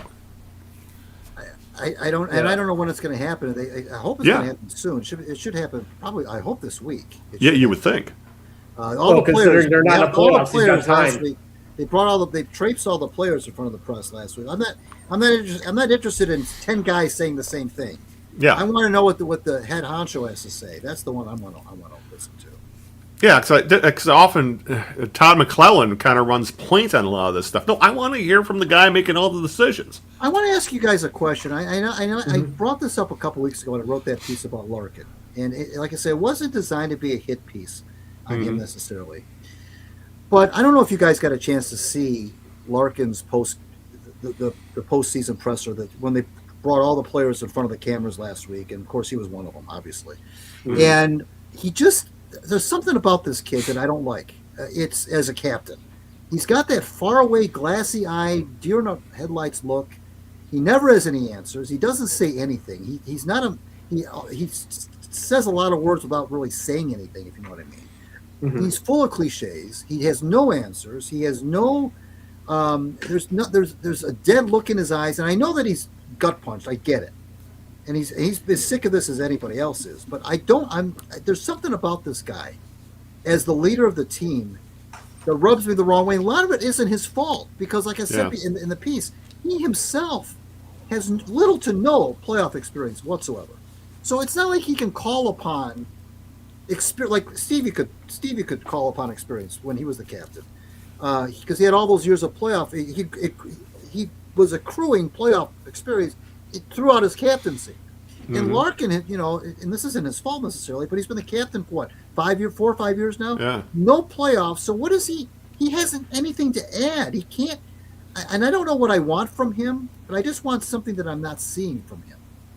Yeah, I was thinking about this after the whole piece you put out about Larkin, and I think it came up a little bit during our conversation with Matt a couple of weeks ago, too.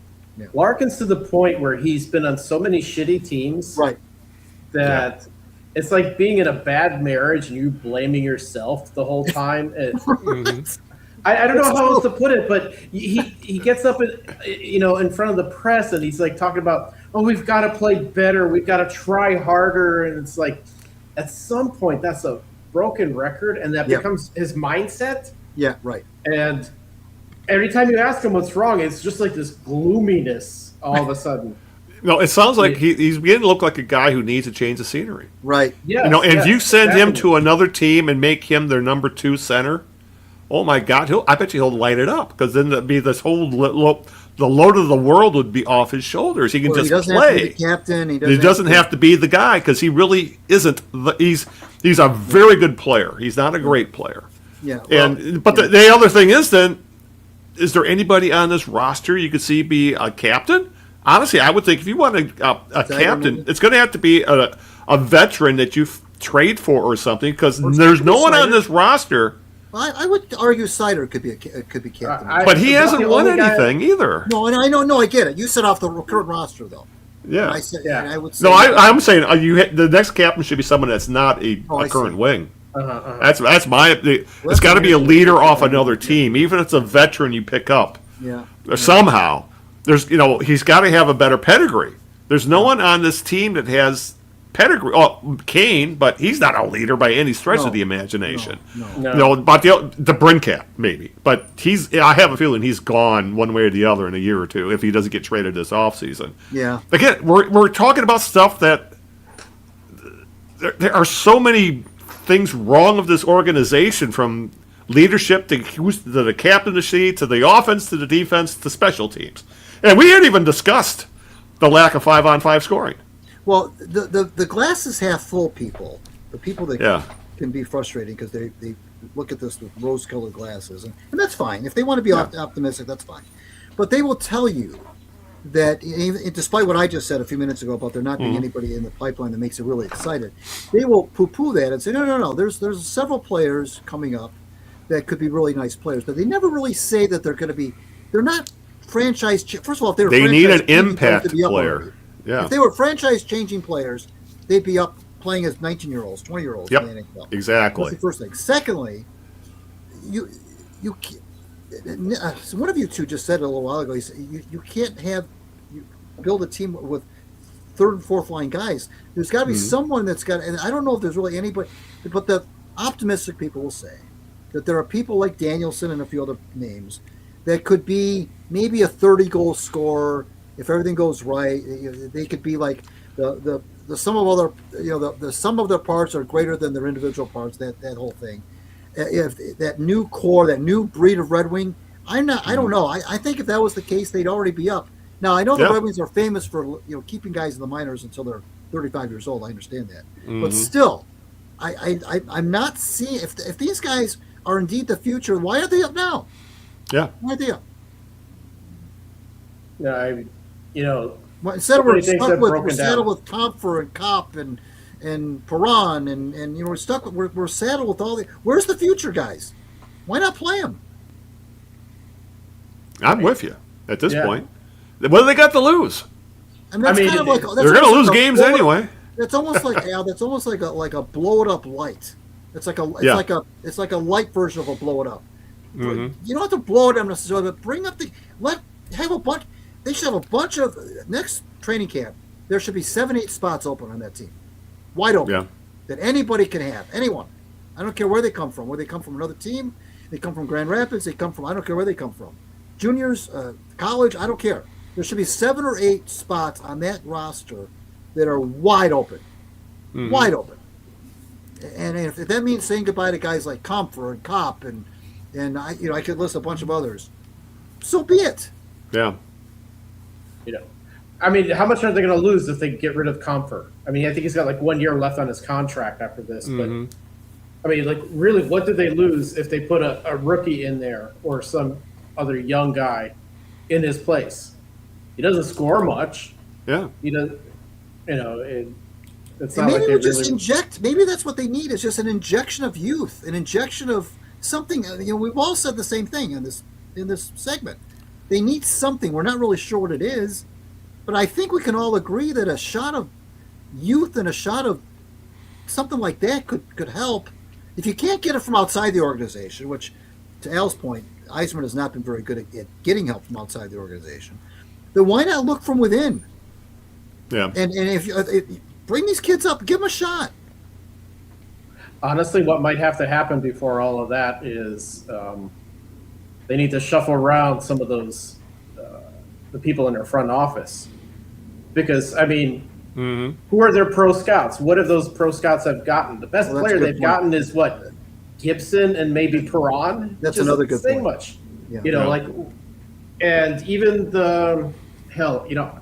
I love Chris Draper as one of the grind line, but is he a scout? Is he does he have good eye for talent? Matt Hutter brought that exact what you just said. He Yeah, brought he up did, the yeah. exact same point. He said, teams like Edmonton and the Rangers went to the old guard to transfer these players who have been beloved on the ice and try to turn them into front office people.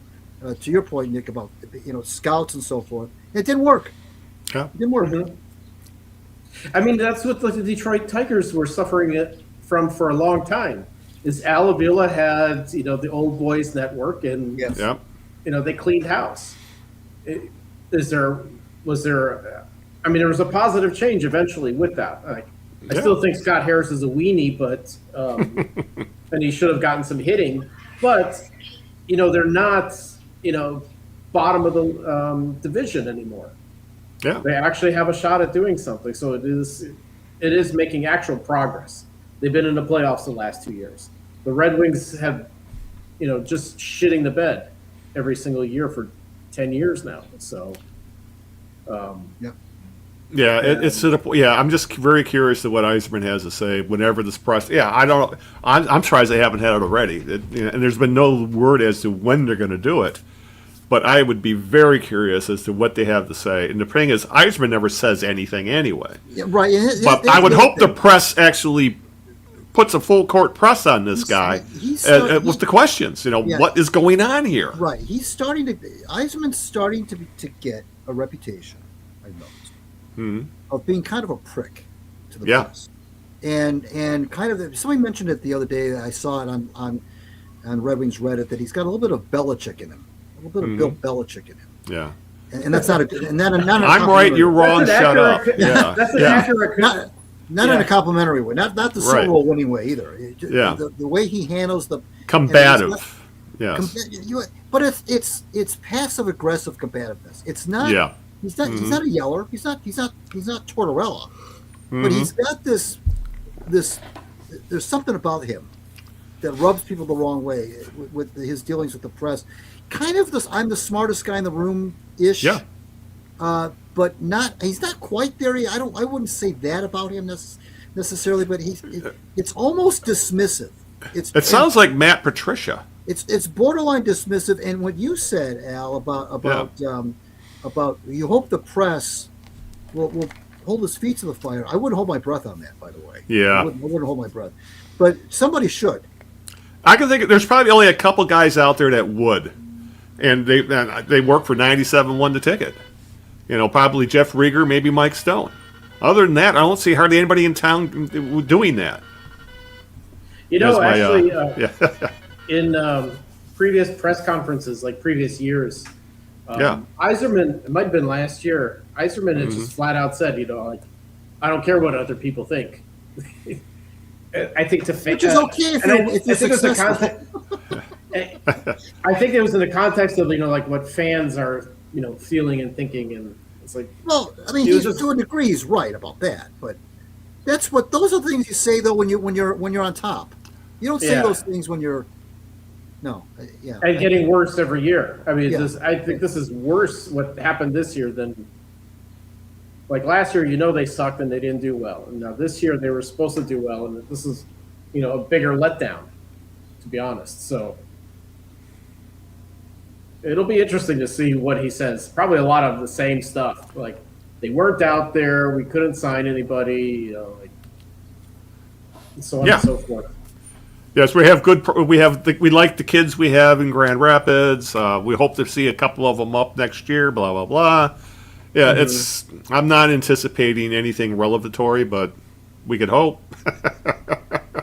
But yeah, right now I think we just have now. It's the point now. We just have to wait and see what the front office says, and if there's going to be any changes. I mean, maybe there could be some changes with pro scouting, for example. But if there's a team that needs a radiator flush, so to speak, it's the Red Wings. They got to get some of that, because I believe Matt said when we talked to him, Matt Hutter, that it's essentially the same front office for the most part when Ken Holland was there. Most of the same guys. Yeah. And we hated what they were doing at the end of that time period as well. So, it's an ugly situation, and there's not been any sort of.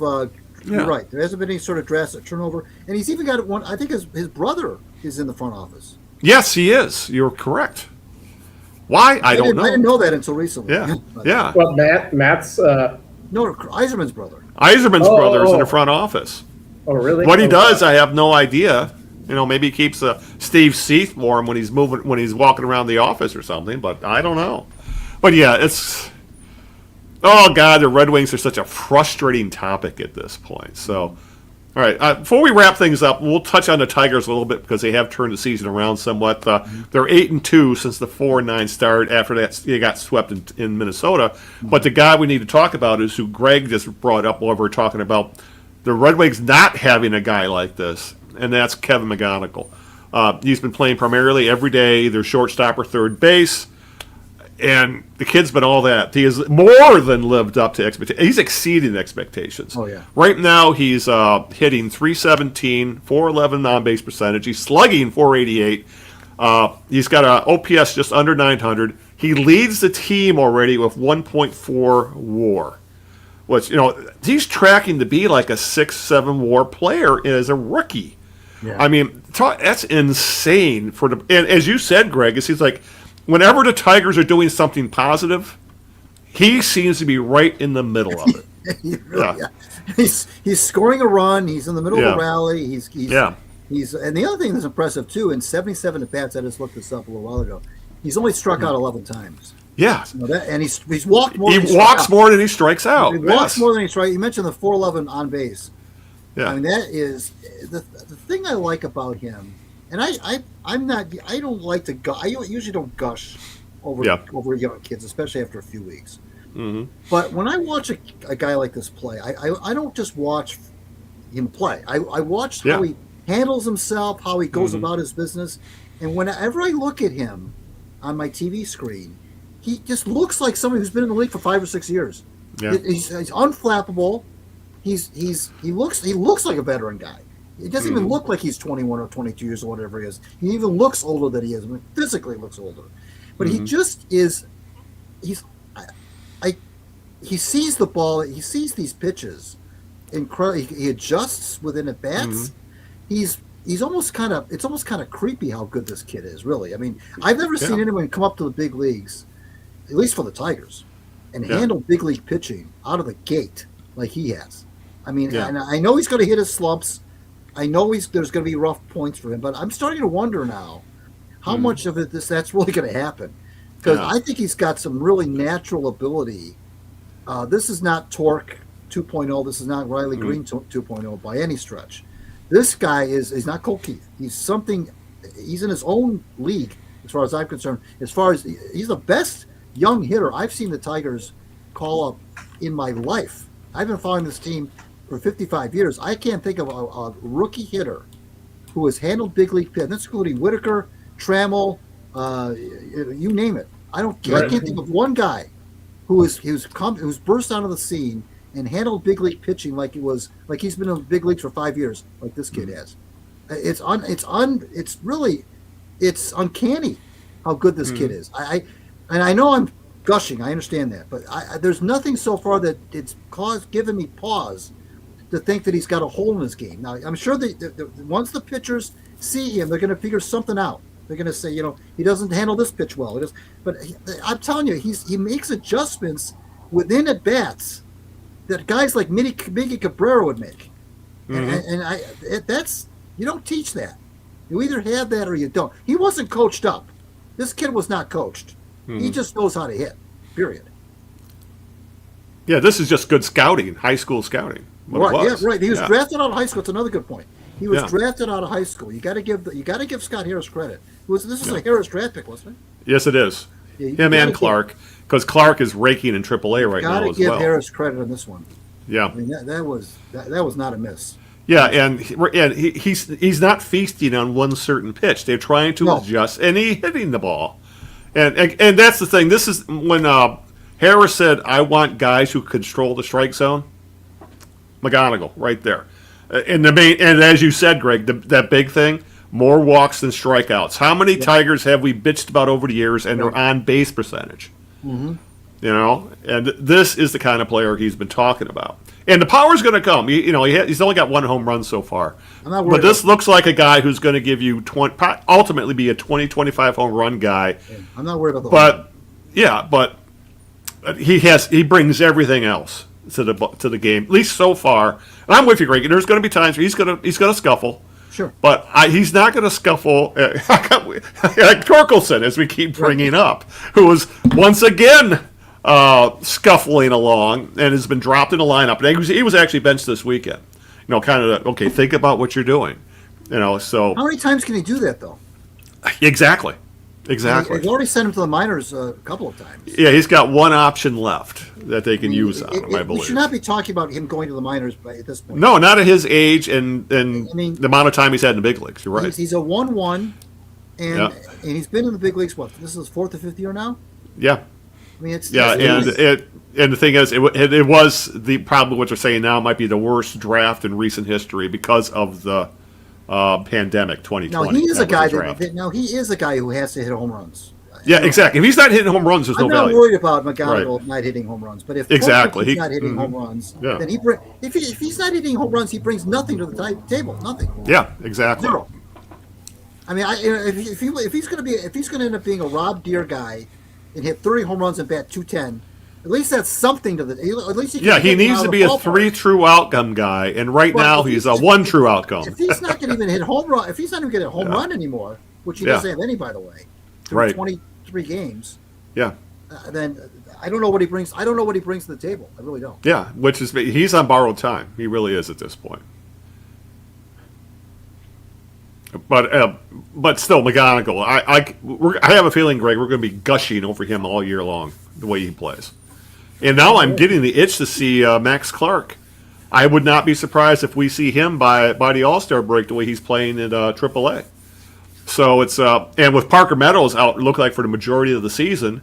And right now, center field is essentially center field chaos between they're playing like 3-4 different guys out there right now. Right. Yeah. I could see us seeing McGonigal's running mate, so to speak, Max Clark being up this year as well. And I'm looking forward. I'd be looking forward to seeing Clark. I think he got a little bit of that humbling he probably needed during spring training. Yep. And he is taking what he has learned and applying it at Toledo right now, and he is just playing up a storm down there. Right. Yep. All right. Other than that, hey, the NFL draft is this weekend. Who's watching? Oh, God. I'll watch Thursday just because it's the first round of the draft, and Right. Obviously I'll put it on multi-view on the TV because there'll be playoff games going. So I know the Pistons won't be playing because they play Wednesday. So it's entertaining to watch, and I am kind of interested to see where the Lions go with who they decide to pick. But if you tell me you know what Brad Holmes is going to do, I don't believe you. I don't think anybody knows what Brad Holmes is going to go or who his best player available is going to be there, because he keeps insisting, I'm taking the best player available, even if that's not an edge or not a tackle or a center or a guard or whatever. So I'm just curious to see what direction they do decide to go early in the draft, because we all know where the weak spots are. And we all know the guys that are dealing with the injury that could affect their careers. So I'm very curious to see, you could make the argument that the Lions could take a safety in the first round. So I'm very curious to see what he does, but I'm not going to guess because I wouldn't have a clue. Honestly, I don't really care who they pick as long as the guy comes in and contributes. Yeah, he needs to be able to play. Exactly. Who cares? Yeah. It's true. Yeah, pick good players, then sort it out. Exactly. Right.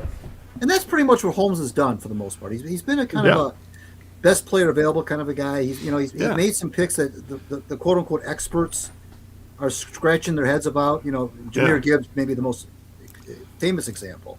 Yeah. How dare you draft a running back in the first round? How dare you anymore? Today's game? Are you kidding me? Mm-hmm. Well, guess what? And it's been so he's definitely a best player available kind of a guy.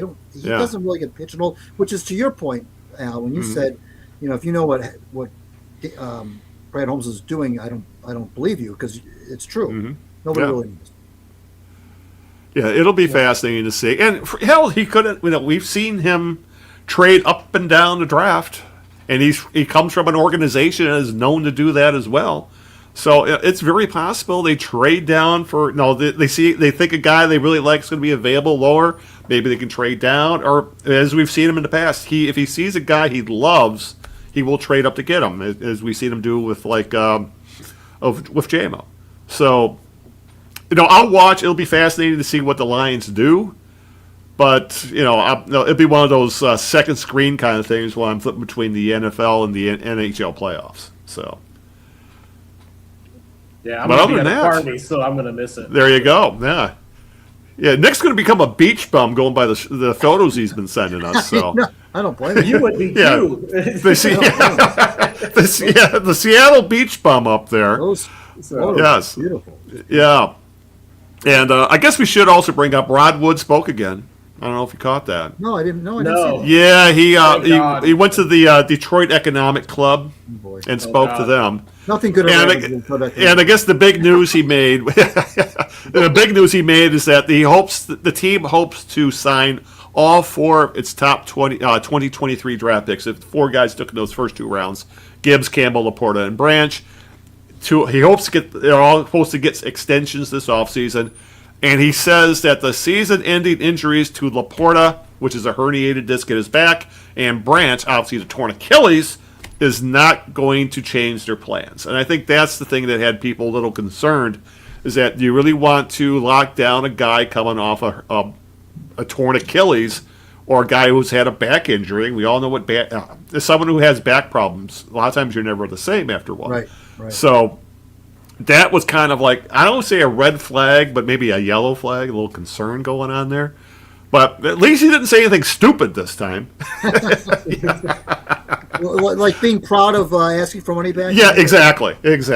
So, if they resign the guys, I'm not going to get too uptight about it because obviously their medical people know more about this stuff than we do. And I think the other question is also we're scared of running backs on their second contract, and it looks like Gibbs is going to become a bell cow. He's going to get more carries than ever, I think, this year. Yeah. So that is something to at least watch to see what happens. Who's the guy that they got that's supposed to replace? The guy from Kansas City. Kansas City. Pacheco. Like Yes. Pacheco. Not the fight doctor, Ernie Pacheco, but boy, that's a deep cut. That is a deep the fight doctor. All right. All right, we're laughing. I think that's a good time to wrap this up. So, after all this depressing talk we've had, so I guess Greg, that means it's time and Nick, time for our jerk of the week. So, Nick, I'll let you go first. Who is your jerk of the week? Well, I'm going to target the NBA. Yes. And specifically, I went to watch the Piston game, and supposedly it was on Amazon Prime, which I pay for to begin with. Yeah. And then on top of that, they do have the basketball games, but I can watch it for free as a replay only. If I want to watch it live, I have to pay for the fucker.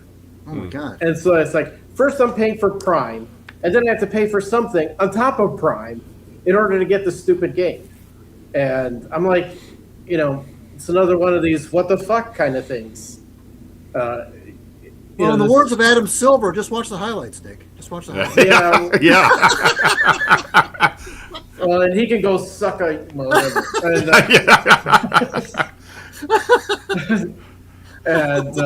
But you were onto something, Nick, with just how hard it is to watch anything in sports anymore. It's complicated. It's just a total clusterfuck, and it must be working out for the leagues financially to do this. It's certainly complicated as shit for the fans. And so I go back to my old, ways of accessing the game. I'm just going to go buy a larger HDMI cable and plug that into my TV, and I know how to get the games for free. So there's that. Well, yeah, I do something. I do something similar. I use an Android device. I use I won't use an Android TV streaming stick, which is essentially an Android phone, and then you sideload. Like Nick says, there are certain places you can go that will be broadcasting the games, either an app or a website, and that's and you sideload it onto the device, and you go from there. So I do pay for YouTube TV just because I do like the convenience. I mean, I have 4 games on my screen right now with their multi-view. It works great. But like Nick said, he's not really onto it. If you want to watch the NBA playoffs, you need what? Prime? You need Peacock? You need to be able to get NBC. You need to be able to get ABC. You need to be able to get ESPN. And you're paying for ESPN, TNT, and USA, and CBS, right, exactly. It's ridiculous. So Nick, out of all of that, then who was your jerk of the week? So it's number one, the NBA for setting up whatever they did, and it's Amazon Prime for trying to charge me not only for Prime but on top of that more. And then I think you should go protest at headquarters. Yeah. Go hang out over there at Bezos Balls. Look that up. It's a thing, actually. Yeah. It's kind of this like sphere terrarium kind of thing in the downtown Seattle area, and they just call it Bezos Balls. Oh, good Lord. Okay, that's a good jerk of the week. Greg, who is your jerk? Well, it's also NBA related, and it's also about television, but it's a little different than Nick's. I was watching the game last night, and I was about fed up. Now, granted, when my team isn't winning, I'm a little bit more prickly about the announcers. I will grant you that. But I thought that the announcing team of Noah Eagle, who I'm guessing is Ian Eagle's son. I don't know. He is. Okay. He is. Well, nepotism just runs rampant in broadcasting, by the way. But that's not my jerk of the week.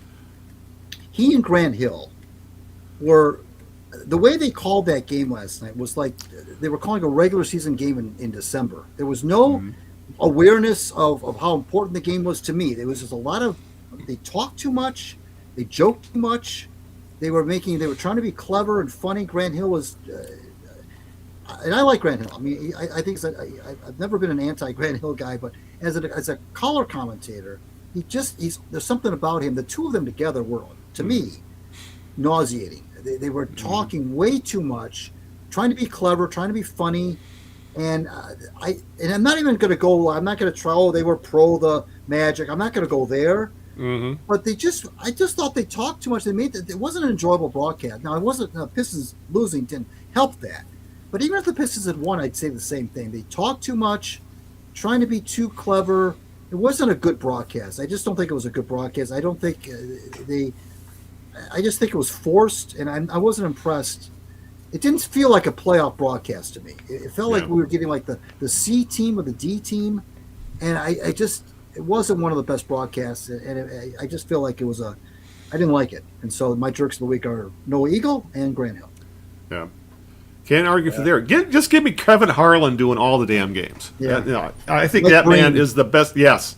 I think Kevin Harlan is the best broadcaster, period, out there right now. And Greg, that's the thing. He makes every game sound like a big game. Right. And that's a big. Yeah. It sounded like a regular season game. It sounded like a local. It sounded like a local broadcast of a regular season game. Yeah. And the other thing that gets me about the national guys is how many games of Pistons and Orlando games do you think they actually saw?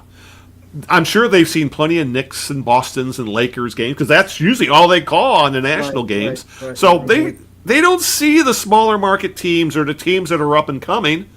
And I had the same complaint with the baseball guys calling the Tiger playoffs games. They didn't know anything about the team for the most part. And you're right that the NBA is the same way with the national guys. I'm with you there. That's a good jerk of the week. All right, my jerk of the week. I wasn't sure where I was going to go. I was thinking there could be the issues with Diana Rossini and Mike Vrabel.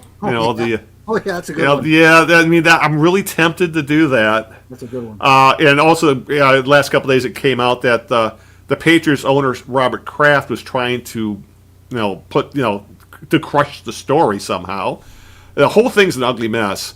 And honestly, Rossini, who's lost her job with The Athletic, and essentially her journalistic career has been questioned now because of what but cheating on her husband with an NFL football coach, and who knows what she told Vrabel, because she interviews other coaches.